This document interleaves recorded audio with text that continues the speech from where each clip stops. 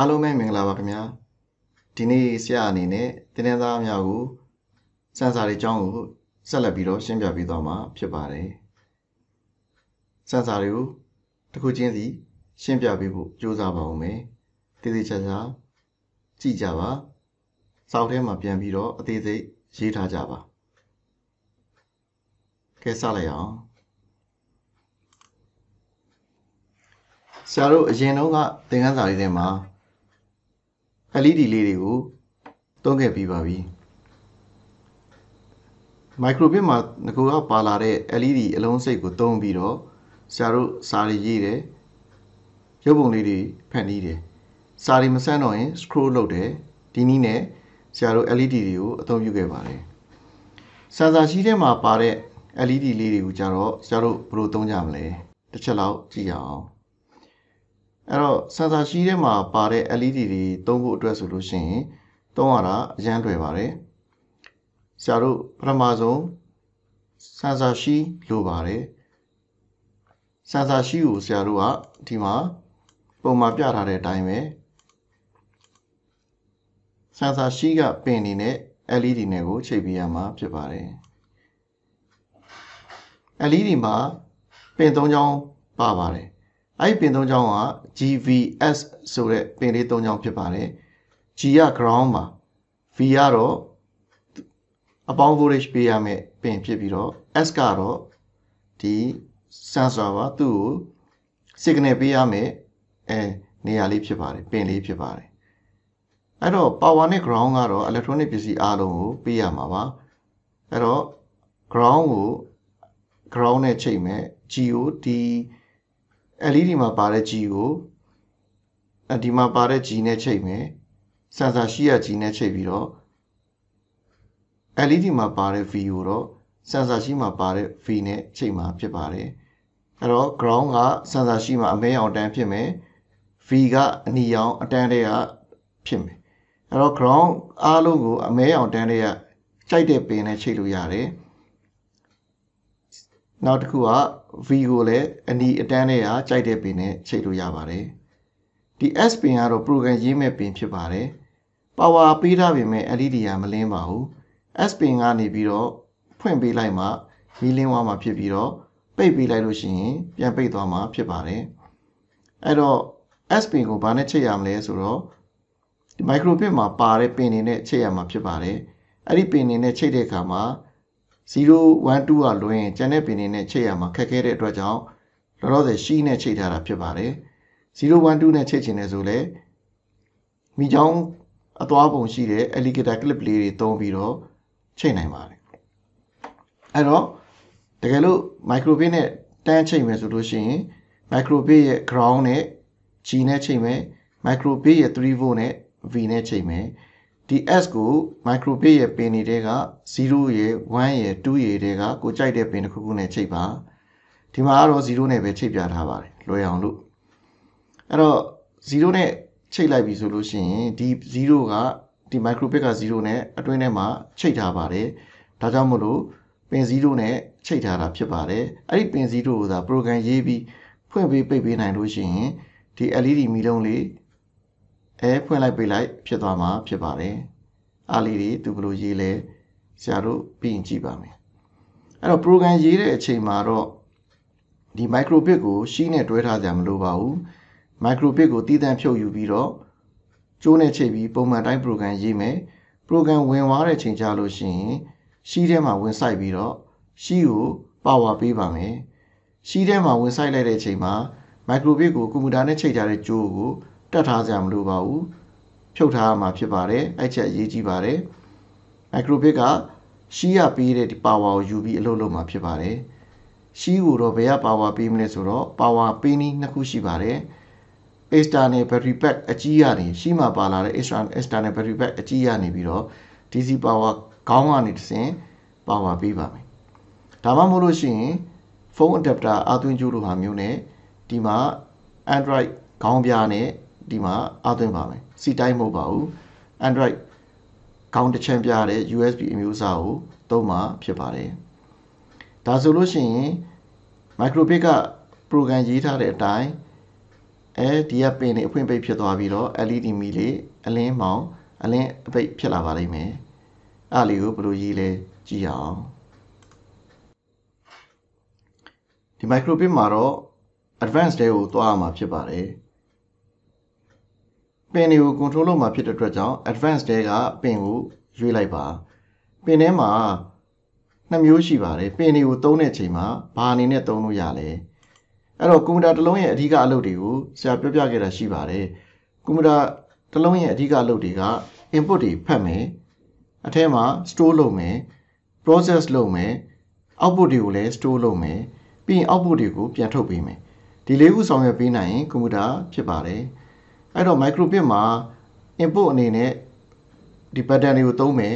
sensor တွေကိုသုံးမယ်ထိုနည်းတူစွာပဲဒီပင်လေးတွေကို input အနေနဲ့အသုံးပြုနိုင်ပါတယ်နောက်တစ်ခါ output ထုတ်တဲ့ချိန်မှာလည်း LED လေးတွေကနေပြီးတော့ output ထုတ်မယ်အသံထွက်ပေးမယ်နောက်ပြီးလို့ရှိရင်ဒီပင်တွေကိုသုံးပြီးတော့ output ထုတ်ပေးနိုင်စွမ်းရှိပါတယ် speaker အသံတွေကိုတော့မှဒီပင်တွေကနေပြီးတော့ထုတ်ပေးတာဖြစ်ပါတယ်ဒီမှာအရေးကြီးတဲ့အယူအဆလေးတွေကိုဆရာပြောပြပါမယ်နံပါတ်1ချက်ကဘာလဲဆိုတော့ဒီကွန်ပျူတာအပါအဝင်ဒီ electronic device တွေအကုန်လုံးက digital device တွေအကုန်လုံးပါပေါ့အဖွင့်နဲ့အပိတ်ပဲအလုပ်လုပ်တာဖြစ်ပါတယ်နှင်းနှင်းဖွင့်တာပိတ်တာရှိမယ်မြန်မြန်ဖွင့်တာပိတ်တာရှိမယ်ဒါနဲ့ပဲပစ္စည်းတွေအကုန်လုံးကိုထိန်းချုပ်ထားတာဖြစ်ပါတယ် input ဖတ်တဲ့အချိန်မှာလည်းအဖွင့်အပိတ်တွေကိုဖတ်မယ်နှင်းနှင်းဖွင့်တာပိတ်တာကိုဖတ်မယ်မြန်မြန်ဖွင့်တာပိတ်တာကိုဖတ်မယ်ဒီသဘောတရားလေးတွေကဒီ device တွေအလုပ်လုပ်တဲ့သဘောတရားအကုန်ပါပဲဖွင့်တာပိတ်တာကိုရေးတတ်ရင်ဖတ်တတ်ရင်ဒီပစ္စည်းတွေကိုအများကြီးသုံးချနိုင်ပြီဖြစ်ပါတယ်အဲ့ဒီဖွင့်တာပိတ်တာတွေပုံမှာမူတည်ပြီးတော့ဘာလုပ်မလဲဆိုတာကိုရေးလိုက်ရုံနဲ့ကိုလိုချင်တဲ့ control system တစ်ခုကိုလိုချင်တဲ့စနစ်တစ်ခုကိုတည်ဆောက်နိုင်ပါတယ်ဆရာတို့ဒီပင်လေးတွေမှာအဖွင့်အပိတ်ကိုဖတ်လို့ရပါတယ်နောက်အဖွင့်အပိတ်ဖြစ်အောင်ဖန်တီးလို့ရပါတယ်အဲ့တော့ရိုးရိုးဖွင့်တာအပိတ်တာလောက်ပဲသိကျင်တယ်ဆိုလို့ရှိရင်အဲ့ဒီကောင်ကို0နဲ့1ဖွင့်တာနဲ့အပိတ်တာပဲရှိတဲ့အတွက်ကြောင့်သူ့ကို digital လို့ခေါ်ပါတယ် digit ဆိုတာ0နဲ့1ကိုဆိုလိုချင်တာဖြစ်ပါတယ်ဒါကြောင့်မလို့ဖွင့်တာနဲ့အပိတ်တာကိုပဲဖန်တီးမယ်ဆိုလို့ရှိရင် digital write ကိုသုံးရပါတယ်အဖွင့်နဲ့အပိတ်ကိုဖြစ်လားဖွင့်လားပိတ်လားဆိုတာဖတ်ချင် digital read ဆိုတာကိုဖတ်ရပါတယ်ပထမဆုံးအဲ့ဒီအကြောင်းလေးတွေအရင်ပြောပြပါမယ်အဲ့တော့ digital write ဆိုတာကိုသုံးလိုက်လို့ရှိရင်ကိုလိုချင်တဲ့ပင်ကိုအဖွင့်ပိတ်ပြုလုပ်နိုင်ပါတယ်ဖွင့်စီခြင်း1လို့ရေးပြီးတော့ပိတ်စီခြင်း0လို့ရေးလိုက်ရုံပဲဖြစ်ပါတယ်အဲ့လိုရေးဖို့အတွက်ဆိုလို့ရှိရင်သူတို့ကိုစမ်းပြီးတော့ရေးကြည့်အောင်အဲ့တော့ digital write ပင် P0 ဆိုတာ0ပင်ကိုပြောတာဖြစ်ပါတယ်ဒီမှာ P0 ကနေ16အထိသုံးလို့ရပါတယ်ဒီမှာမြင်နေတဲ့ပင်0 1 2အပြင်ကိုဒီပင်အစိတ်ကလေးတွေကိုလည်းသုံးလို့ရတဲ့သဘောပါပင်အကြောင်းမှာလည်းအဲ့အကြောင်းတွေကိုအကြမ်းမြင်ဆွေးနွေးခဲ့ပါတယ်ဆရာကြုံရင်ကြုံလို့ထပ်ပြီးတော့အသေးစိတ်ရှင်းပြပေးပါမယ်အခုဒီမှာဆိုလို့ရှိရင်ဆရာတို့ပထမဆုံးပင်0ကိုဆရာတို့1ပေးပြီး on လိုက်ပါမယ် on ပြီးရင်ဘာဖြစ်လဲကြည့်အောင်အော်ဒီမှာ on နေပါလိမ့်မယ်ဒီမှာ1နဲ့ပြနေပါလိမ့်မယ်အဲ့တော့ digital write ဖြစ်တဲ့အတွက်ကြောင့် on နဲ့ off ပဲရှိပါတယ်ဒီမှာ1လို့ပြထားခြင်းဒီပင်ကနေပြီးတော့ volt 3 volt အပေါင်း3 volt ထွက်လာတာဖြစ်ပါတယ်အဲ့တော့တကယ်တော့ဒီပင်ကလေးက program နဲ့အဖွင့်ပိတ်ပြုလို့ရတဲ့ power supply လေးအပေါင်း voltage လေးဖြစ်သွားပါပြီသူ့ကို ground နဲ့ဆက်ပြီးပစ္စည်းတစ်ခုနဲ့ချိတ်လိုက်မယ်ဆိုရင်မီးလုံးဆိုရင်မီးလင်းသွားမှာဖြစ်ပါတယ်အခုဆရာတို့က LED နဲ့ပင်0နဲ့ချိတ်ထားမယ်ဆိုလို့ရှိရင် LED မီးလေးဒီချိန်မှာဆိုရင်လင်းသွားမှာဖြစ်ပါတယ်ဒီလိုရေးလိုက်တဲ့အချိန်မှာအဲ့တော့လင်းမယ်ခဏစောင့်မယ်ပြန်ပိတ်မယ်ဆိုပြီးရေးခြင်းနဲ့ဆိုရင်ထုံးစံအတိုင်းပဲဆရာတို့အနေနဲ့ pass ကိုသုံးပါမယ်အဲ့တော့အပြင်ရပစ္စည်းဖြစ်တဲ့အတွက်ကြောင့်သိပ်မြန်လို့မရပါဘူးမြင်သာအောင်လို့အချိန်တစ်ခုတော့စောင့်ရပါမယ်ပြီးရင်သူ့ကိုပြန်ပိတ်ပါမယ်ပိတ်ဖို့အတွက်က ပင်နံပါတ်0လေးကို0ပေးလိုက်ရုံပါပဲအဲ့တော့ပိတ်သွားပါလိမ့်မယ်ပိတ်သွားပြီးရင်လည်းခဏစောင့်ပါဦးမယ်ချက်ချင်းပြန်မဖွင့်သေးပါဘူးဒါဆိုရင်ပိတ်လိုက်ဖွင့်လိုက်ဖြစ်နေပါလိမ့်မယ်ဒါကိုပစ္စည်းနဲ့မချိတ်ဖဲနဲ့ဒီမှာကြည့်ရုံနဲ့သိနိုင်ပါတယ်1ဖြစ်လိုက်0ဖြစ်လိုက်1ဖြစ်လိုက်0ဖြစ်လိုက်ဒီမှာ1ဖြစ်တဲ့အချိန်မှာခုန LED မီးလေးကလင်းသွားမှာဖြစ်ပြီး0ဖြစ်တဲ့အချိန်မှာမီးလုံးလေးပိတ်သွားမှာဖြစ်ပါတယ်အပြင်မှာတကယ်လက်တွေ့စမ်းသပ်ကြည့်ရအောင်ပထမဆုံး program ကို MicroBit ထဲကိုရေးထည့်ပါမယ်အဲ့တော့ MicroBit ထဲမှာမနေ့ကရေးလက်စ program လေး run နေပါတယ် download လုပ်လိုက်လို့ရှိရင်ပြတ်သွားပါလိမ့်မယ်အဲ့တော့ MicroBit ရဲ့အခုဆိုလို့ရှိရင် program ဝင်သွားပါပြီသူ့ကိုရှီနဲ့ချိန်ပြီးတော့ power ပေးကြည့်ပါမယ်အခုဆရာတို့ရှီလေးနဲ့စပြီးတော့ချိန်ပါမယ်ပထမဆုံးရှီရဲ့ ground pin ကိုသွားပါမယ် ground pin ကအမဲရောင်တန်းဖြစ်ပါတယ်အမဲရောင်တန်းလေးကကြိုက်တဲ့ pin တစ်ချောင်းကိုချိန်လိုက်ပါအမဲရောင်ကျိုးနဲ့ပဲချိန်ပါမယ်မြင်တောင်လို့အဲ့တော့ power ကိုအနီကျိုးကိုချိန်ပါမယ်အနီရောင်တန်းလေးကကြိုက်တဲ့ pin တစ်ချောင်းကိုအနီကျိုးနဲ့ချိန်ထားလိုက်ပါမယ်ဒါပြီးသွားရင်တော့ pin နံပါတ်0လေးကိုဆရာတို့အနေနဲ့အစိမ်းရောင်လေးနဲ့ချိန်ပါမယ်အစိမ်းရောင်လေးက S ကိုသွားမယ် pin လေးဖြစ်ပါတယ်ဒါဆိုရင်ရှီးမှာကြိုး3ချောင်းချိန်ပြီးသွားပါပြီအဲ့ဒါကိုဆရာတို့အနေနဲ့ LED နဲ့ချိန်ပါမယ် LED ရဲ့ ground pin အဲ့တော့ ground pin ကိုဆရာတို့အမဲရောင်နဲ့ချိန်ပါမယ် LED ရဲ့အလယ်က power pin ကိုအနီရောင်နဲ့ချိန်ပါမယ် V ကိုအနီရောင်နဲ့ချိန်ပါမယ်ပြီးသွားလို့ရှိရင်နောက်ဆုံးကျန်တဲ့ S pin ကိုဆရာတို့အနေနဲ့အစိမ်းရောင်နဲ့ချိန်ပါမယ်ဒါဆိုလို့ရှိရင်ဒီ LED ကို setting လုပ်တာပြီးသွားပါပြီ LED ကို setting လုပ်ပြီးသွားတဲ့အချိန်မှာ MicroBit နဲ့တွဲဖို့လိုပါတယ် MicroBit ကို power ကြိုးကနေပြီးတော့ဖြုတ်လိုက်ပါမယ်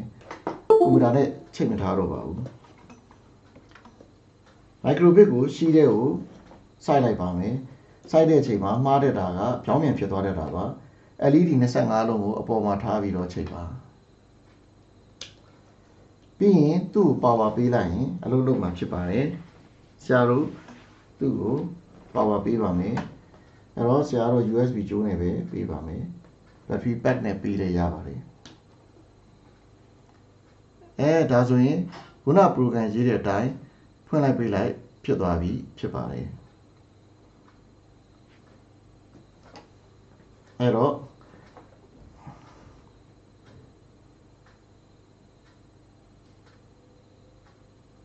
ဒါဆိုလို့ရှိရင်ဒီသဘောတဘာဝကိုသိသွားပြီလို့ယူဆပါတယ်အဲ့တော့ကြိုး3ချောင်းနဲ့အလုပ်လုပ်တဲ့ device တွေအကုန်လုံးကိုဒီနည်းနဲ့ချိတ်လို့ရပါတယ်ဒီနေရာမှာအသက်မြည်တဲ့ဘဇာလေးကိုလာချိတ်လိုက်မယ်ဆိုရင်ဒီကောင်လေး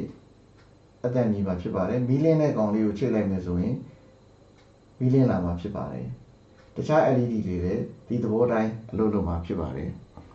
အဲ့တော့ဒီနေ့သင်ခန်းစာလေးကတော့ဒီလောက်ပါပဲအားလုံးကိုကျေးဇူးတင်ပါတယ်